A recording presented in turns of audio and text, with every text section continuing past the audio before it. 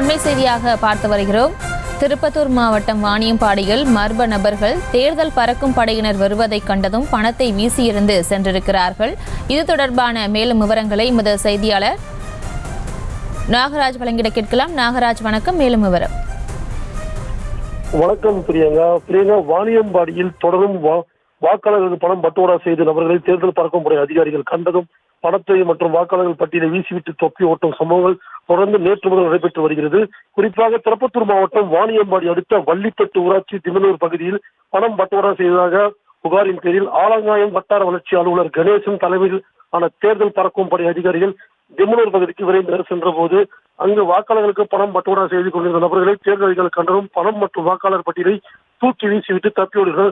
உடனடியாக அவர்கள் தூக்கி வீசி இருந்த 45,000 ரூபாய் பணத்தை கைப்பற்றி தேர்தல் பறக்கும் படை அதிகாரிகள் அப்பணத்தை வாணியம்பாடி வட்டாட்சியர் அலுவலகத்துக்கு ஒப்படைத்து வாக்காளர்கள் பணம் பட்டுவாடா செய்த நபர்களை குறித்து தேர்தல் பறக்கும் படை அதிகாரிகள் விசாரணை மேற்கொண்டு வருகின்றனர். தொடர்ந்து நேற்று முதல் இது வாணியம்பாடியில் 2வது சமூகங்கள் நடைபெற்று வருகிறது. நேற்று இதே போல வாணியம்பாடி பெத்தகாப்பு மட்டும் அழிஞ்சு கொடுக்கும். இன்று அதே போல ஆலங்காயம் ஒன்றியத்துக்கு உட்பட்ட வள்ளிப்பட்டு என்ற கிராமத்தில் நடைபெற்று வருகிறது.